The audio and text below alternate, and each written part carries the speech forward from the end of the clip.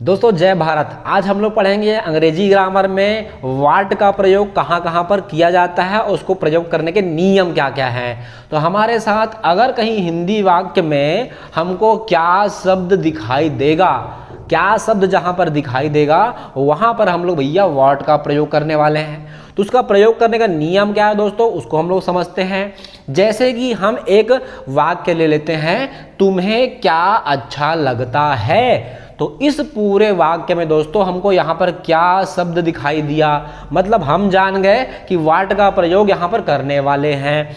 तो यार तुम्हें क्या अच्छा लगता है, तो इसकी रचना कैसे करेंगे, फॉर्मेशन क्या होगा सूत्र का, उसको समझते हैं। तो सबसे पहले हम लोग लेंगे भैया यहाँ पर प्रश्नवाचक शब्द को लेना है, मतलब सबसे पहले व्हाट को लिखना है।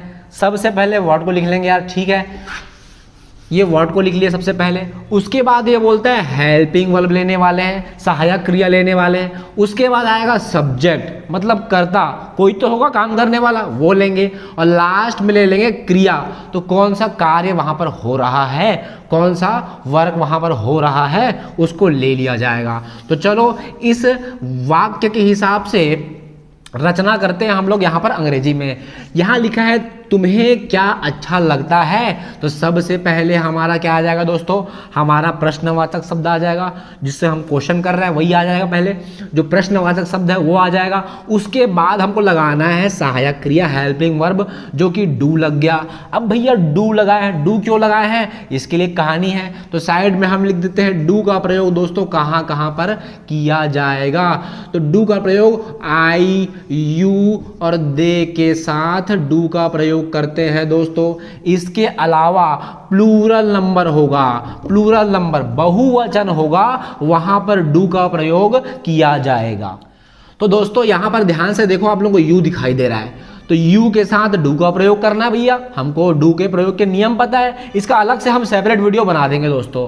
अब लास्ट में बात हो रही है क्रिया, क्या चीज की क्रिया की बात हो रही है, तो यहाँ पर अच्छा लगना, इसकी क्रिया की बात हो रही है। इसके लिए हम इंग्लिश में इसको लाइक बोल देते हैं। तो हमारा सेंटेंस तैयार हो गया दोस्तों, व्हाट डू यू लाइक, तुम्हें क्या अच्छा लगता है। दोस्तों अगला सेंटेंस लेते हैं, अगला वाक्य लेते हैं हम लोग, तुम क्या कर रहे हो। तो यहां पर क्या शब्द दिखाई दिया, मतलब व्हाट लगाएंगे। तो सबसे पहले हमारा नकारात्मक शब्द आता है जो कि है व्हाट, प्रश्नवाचक चिन्ह आएगा। उसके बाद हम लोग लेंगे हेल्पिंग वर्ब लेने वाले हैं। उसके बाद क्या लेंगे दोस्तों, हेल्पिंग वर्ब के बाद हम लोग सब्जेक्ट लेंगे कि कौन है भैया काम करने वाला। उसके बाद लास्ट में लेंगे वर्ब। ये देखो हमारा फार्मूला तैयार है। तो इस फार्मूला के आधार पर देखो दोस्तों कैसे बनेगा ये क्वेश्चन। व्हाट ले लिए, फिर यहाँ पे आर क्यों लिया गया है, आर क्यों लिया गया दोस्तों, देखो ध्यान से, रहे हैं, जब रहा है, रहे हैं, रहे हो, ये सब आता है तो भैया कौन सा टेंस है, ये प्रेजेंट कंटिन्यूअस टेंस है। और यहाँ पे हेल्पिंग वर्ब क्या होता है दोस्तों, इज, एम, आर, ये हेल्पिंग वर्ब होता है। और यहाँ पर यू दिखाई दे रहा है तो यू के साथ आर लगता है। और साथ ही साथ प्रेजेंट कंटिन्यूअस टेंस में वर्ब के साथ आई एन जी भी लगाया जाता है। तो हमको पहचानना था दोस्तों कि ये प्रेजेंट कंटिन्यूअस टेंस का ये एग्जाम्पल है, इसलिए यहाँ पर व्हाट के बाद आर यू सेइंग, तुम क्या कह रहे हो, व्हाट आर यू सेइंग, बताओ। व्हाट आर यू सेइंग के स्थान पे भैया कह रहे हो के स्थान पे कुछ और यार यहाँ पे सेंटेंस लिख दो, वाक्य लिख दो और उसको अंग्रेजी में ट्रांसलेट करके नीचे लिखो भैया तुम क्या कह रहे हो।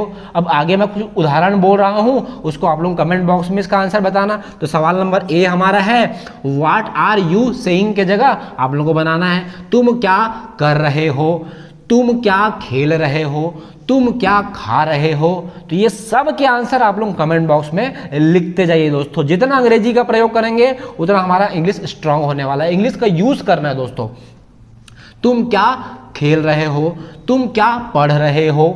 तो ये था कुछ एग्जाम्पल जो आप लोगों को कमेंट बॉक्स में दोस्तों इसका आंसर बताना है। चलो कुछ और डिफरेंट टाइप के क्वेश्चन लेते हैं हम लोग, कुछ डिफरेंट क्वेश्चन लेते हैं। इस शब्द का क्या मतलब है, क्या दिखाई दिया, व्हाट लिख दिए। व्हाट डज दिस वर्ड, इस शब्द, दिस वर्ड और मीन, मतलब यार यहां पे डज क्यों लगा दिए, तो जैसे डू का नियम बताए थे वैसे डस का नियम बता रहे हैं। तो भैया डस का प्रयोग कहाँ करेंगे? डस का प्रयोग करेंगे ही के साथ, सी के साथ, किसी के नेम के साथ, इसके अलावा सिंगुलर नंबर के साथ, एक वचन के साथ डस का प्रयोग करेंगे। तो यहाँ पर एक वचन है दोस्तों, यहाँ पर सिर्फ एक शब्द है, एक वचन है, इसलिए डस का प्रयोग किया गया है। What does this word mean? अगला सेंटेंस लेते हैं, वह मेरे पीछे मेरे बारे में क्या कहता है? भैया देख लो, बुराई करता है। What does he say about me behind my back? तो यहां पर ही दिखाई दे रहा है दोस्तों, और ही के साथ डस का प्रयोग किया गया है, जो कि हम जानते हैं ही के साथ डस का प्रयोग किया जाता है। तो what does he say about me behind my back? मेरे पीठ के पीछे वो क्या क्या बातें कहता है? ये हो गया भैया। दोस्तों अगला वाक्य लेते हैं, तुम क्या ढूंढ रहे हो? भैया रहे हो आ गया, मतलब present continuous tense. Helping verb क्या रहेगा? इज, एम और आर, ये हेल्पिंग वर्ब रहेगा भैया। तो व्हाट आर यू और ढूंढना, इसके लिए लुकिंग का इस्तेमाल कर देते हैं, लुक का इस्तेमाल कर देते हैं। और प्रेजेंट कंटिन्यूअस टेंस में दोस्तों वर्ब में क्या लगेगा भैया? आईएनजी लगेगा, वर्ब में आईएनजी लग जाएगा। तो ये देखो लुकिंग फॉर हो गया। आगे बढ़ते हैं, तुमने उसे क्या बताया? What did you tell him? अरे यार यहाँ पे डिड का प्रयोग क्यों कर दिए? क्योंकि ये जो घटना है दोस्त पास्ट की घटना है, भूतकाल की घटना है, और भूतकाल की घटना के लिए हम लोग डिड का प्रयोग करते हैं। क्यों भैया? तुमने उसे क्या बताया, मतलब पहले ही बता चुका है, इसलिए what did you tell him. तो ये था इसका इंग्लिश में सेंटेंस। दोस्तों वर्ड से संबंधित खूब सारे वाक्य हिंदी में और अंग्रेजी में नीचे कमेंट बॉक्स में जाइए और बनाइए और खूब मेहनत कीजिए दोस्तों। तब तक के लिए जय भारत।